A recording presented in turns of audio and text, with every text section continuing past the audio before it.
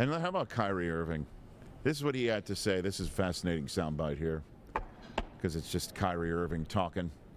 He was, as we all know, played last night. Played for the Mavs last night. No Luka, so Kyrie came out, did his thing, scored 24. You're never going to sit here and say Kyrie's not going to do his thing. It's No, always dude, about the dude's a other baller, things. man. It's always about the other things. And right now, the Dallas Mavericks and their fans are in that first blush, beautiful honeymoon phase that you can recall as a Celtic fan and all Mets fans can recall when he first showed up and put out a video about how it was a childhood dream for him to play for the Nets.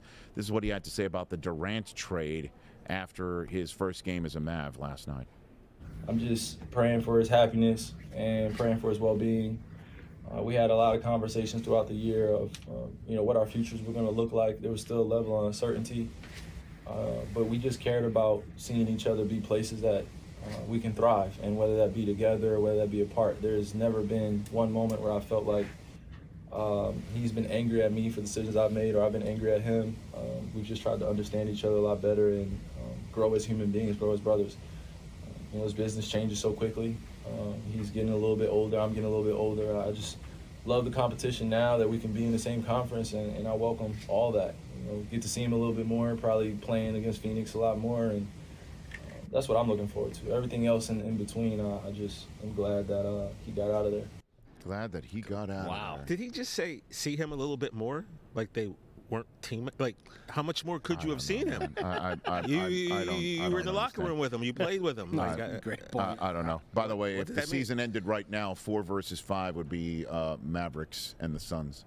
They would play each other in the first round. If it ended today, as we like to say in the media business, if the season ended now, and then whenever we say that, season's never close. I forget to who being tweeted ended. it last night because the Over. Durant trade broke at 11 here in Phoenix, so 1 a.m. Eastern. Yeah. And someone was like, "I need a Suns-Mavs playoff matchup in the worst way." Here's what we want.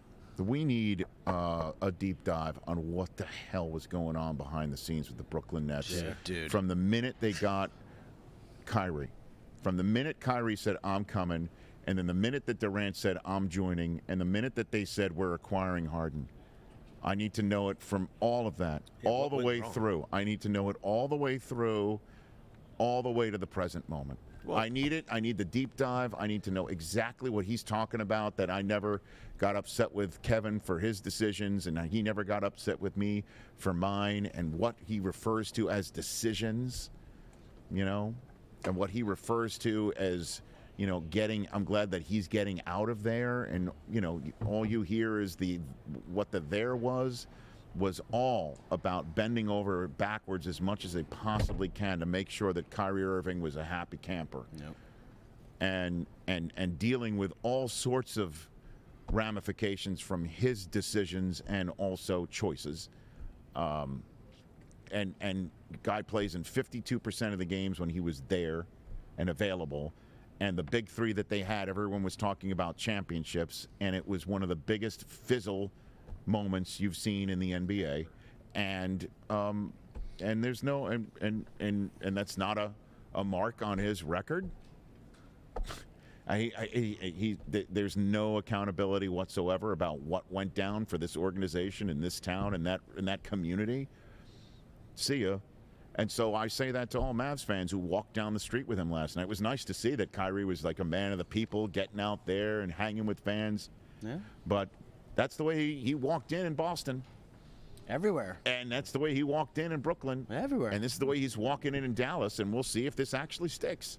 If he retires a Mav, or he spends most of his, his longest stint of his career in Dallas, I don't know, man. It's just there's always one big bag of but with this guy.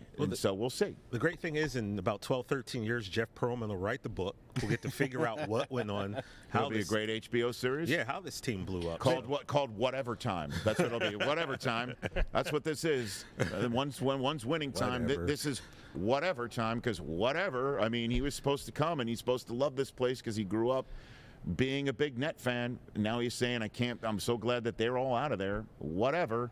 Is it because they they can't run a franchise. I mean, they tried to get the biggest names all together because they all seem to want to play with each other. And Harden, Durant, Kyrie, that's 3 Hall of Famers. They got Harden and Durant back together again. I mean, they had, you know, and then just put in Kyrie instead of Russ. I mean, that was it.